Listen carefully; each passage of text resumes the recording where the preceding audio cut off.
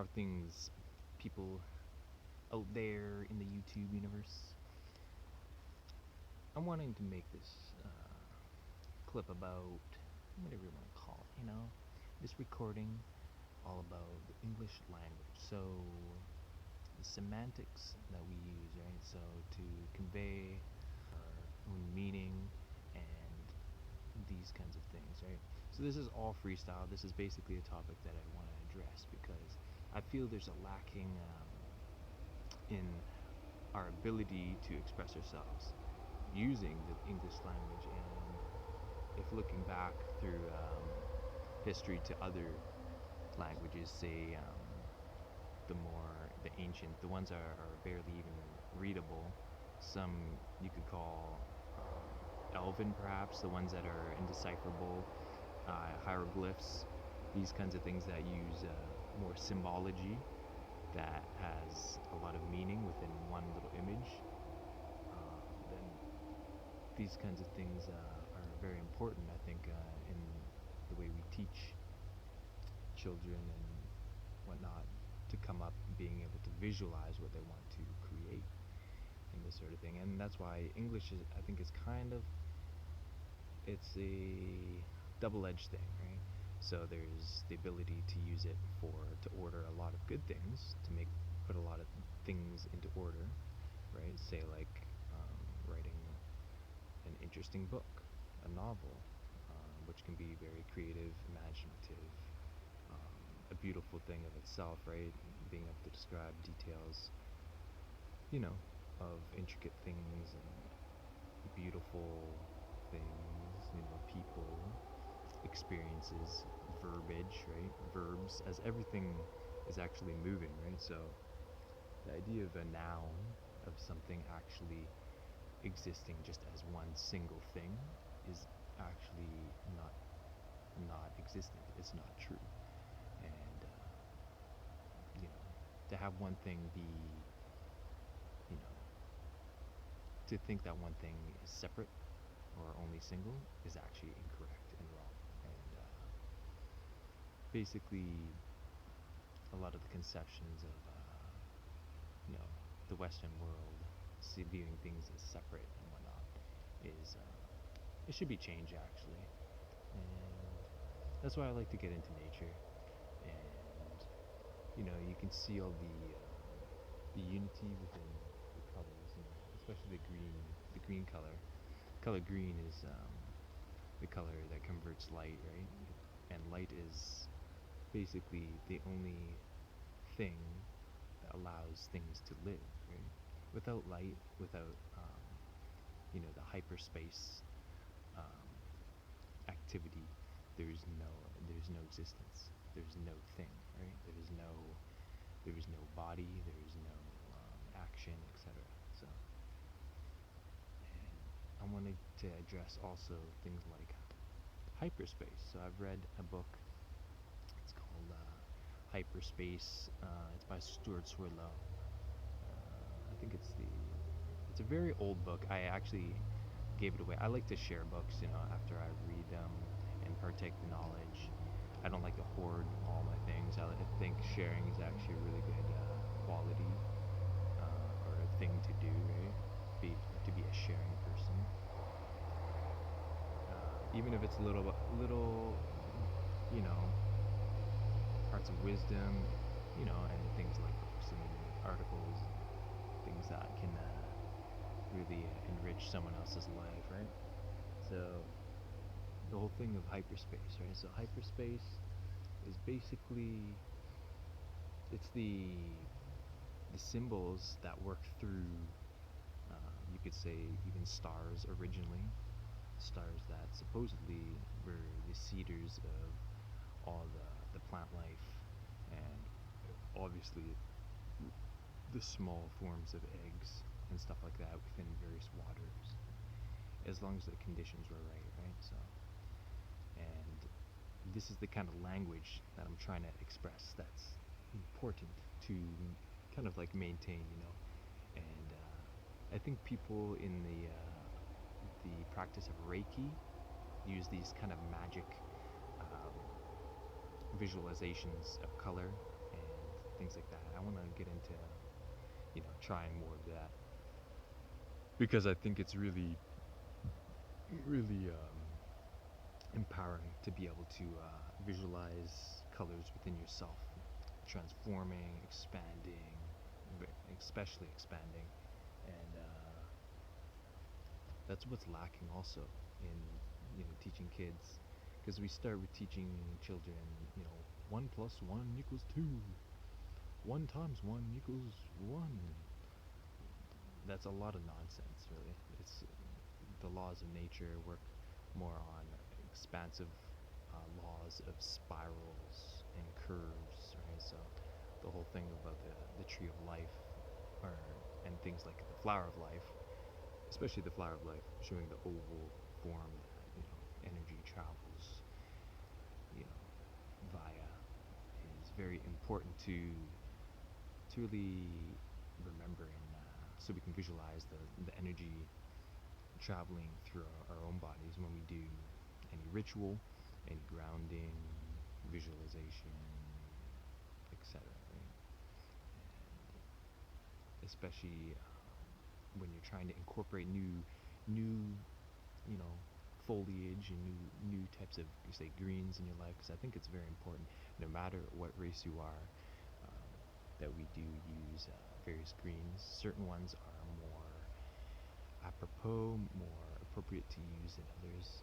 Like someone who is very wise and very, you know, prone to using a lot of herbal things is used to something that, like sage, or something that's a little more concentrated, and so they can use that and be, like a person that just went to McDonald's and had a sundae or something like that. But to the average Joe, that's not always easy to use, right? And so it takes time to adapt. And I've mentioned this in another recording of mine. It's important to take things gradually, slowly. And the learning curve is slow, and then it arcs, spirals up, and that's important to keep your mind on, when you're experimenting with new herbs and this kind of thing. Whether it's a bark, a cambium. I've been reading about the inner lining of the trees. I think it's the new ring that expands out every year. The tree gets more growth, and after the long season of the winter, with all the rain and the wetness, dampening the roots, and then the summer when all those liquids get magnetized, and they gravitate, if you will, toward the top, toward the outer tips of the branches and the flowers and the seeds, right? So yeah, what minute mark am I at? I just gotta check here. I'll give a little pan around. So 8. All right, almost at 9 minutes. Okay, so I thought that's where I was. Yeah, I'm just using this bark. It's got some nice ridges, and I found this pretty level nook and cranny to use. So yeah, so I'm gonna continue on the topic of language. So there's been languages like magical languages, like Enochian, I think, is one. So Enoch was supposedly this prophet, this main guy, and mentioned in the Bible, who was taken on some kind of magical, flying craft or ship, or at least that's what it sounds like, in the description of these bizarre lights that were hovering over the desert, and then he was taken up and introduced to these beings that looked humanoid, but not described exactly like human, etc. And anyways, this language is related to Hebrew, and it's more based on, I guess, simple numerology. So numerology is important. When you see the number 6, for example, it's innately good because it's about regeneration. As from above, you're supposed to write the 6 like this from top, bottom, and then back to the center, right? Which is where generation is supposed to revolve around, right? But anyways, the number 6 is, as you can see in nature, regeneration is always happening. Spring is around the corner, so there's going to be a lot of regeneration, a lot of sixing, if you will. And so even numbers are a language. They're a language of themselves. Um, if you've ever done any kind of like coding and stuff like that, it's pretty interesting. You can, some online people that do the programming of various things know that's an art of itself, I guess, right? And so languages of the ancient world have come to be converted into something that's more orderly, like English. And so, even though, see, the English language is very orderly, like I said before, so it's going to have its positive standpoints of like where it advances and dominates, etc. As we go into the space age and people are traveling to different places and to these kinds of things, and going to Mars, and of course some information is being hidden. Mars actually has a slight atmosphere, even though there's probably some ancient turmoil there. I'll say, oh, there's a little chipmunk that was looking for seeds, snacks or whatever. But yeah, so the whole thing about all this cover up of information of different planets, and like, what's the point? Like, just come out with, like, NASA should be coming out with more information by now. And but I don't want to say things that I'm not 100% on. So I'm just basically being slightly critical of the information shared, say, by certain organizations. See, and the organizations, they'll use exciting nomenclature and wording. Oh, we're going to the stars, going to Mars, and oh, we're gonna set up colonies. Well, how good are the colonies going to be? Are they going to be greenhouses, or what's the best attributes of these colonies going to be? So I think specifics are very important when we're speaking of language and what we want to make, create, and I think language is a beautiful thing. It's something that connects people and directs, and stirs up things of the imagination, like it mentioned in books, right? And because as you read something, you're picturing it in your own mind. You're picturing it as you want to see it, or generally as it's being described per detail, right? In sequential order. Usually it's in sequential order. That's why it's read from left to right, as the left brain is more orderly, segmented, and this kind of thing, whereas the right is more fluid, flowing, and more artful, right? That's why artists are probably, they have something to do with their right brain being activated earlier in life, or something perhaps triggered even the third eye. The third eye, if you're clear, like me in nature here, I'm breathing good air, good oxygen, most of the time at least. There could be some pollutants or pollens or something, but even pollens are good, right? In the right amount. Yet the oxygen here, say the oxygen here compared to by a highway, is probably 5% higher. Here it's probably 22% oxygen, whereas by a highway it's probably hovering around, I don't know, perhaps around 17 or 18, so maybe 4 to 5% difference, and you can feel it when you come into the forest environment, and so do recommend looking into hyperspace language. This is one of the two main points where there's a problem with English language not being able to express the visuals that we want to create, because there is a lot of variety to the English language, having 20, I think it's 26 lettering, 26 letters, but it's kind of inane to have all these letters like Z when you have an S that kind of is more fluid, more smooth, and that's why if you look in the dictionary, there's literally the most letters in S, because it's the most all encompassing or uniting. As the spiral galaxies are shaped like an S, the spirit moves like an S that can be compressed and extended, spiraling. And once again, like I said before, everything is plural. There is never only one thing. When you say one love, it means everything is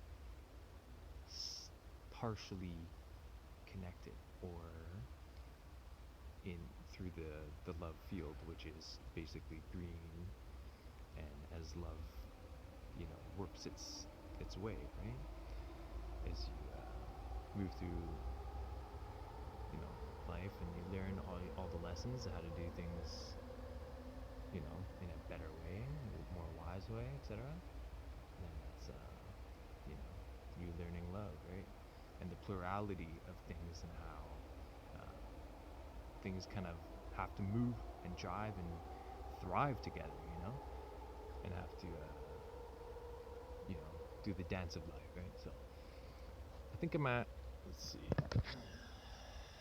17. Okay, that's a good number. Let's finish at 18. So yeah, I highly recommend reading about hyperspace. So like when if you've ever seen Star Trek, they go into a hyperdrive, right? And they go warp 1, 2, or 4 or more, right? It's like that area, I guess, that certain ET civilizations figured out, that connects everything, and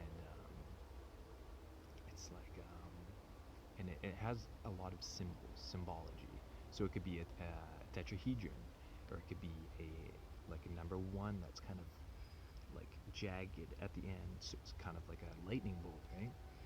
So these simple symbols help you move and visualize how you want to build your body, how you want to strengthen yourself, and these things are empowering. And so especially in this time of like media has its own kind of like interesting role. They have some funny articles, and some inspiring things that they'll sometimes put, but a lot of the fear pushed has to be turned into something like a passionate fire, where people are inspired to do more, or make more, grow more, build more. And that's what we need, is more boost of morale, right?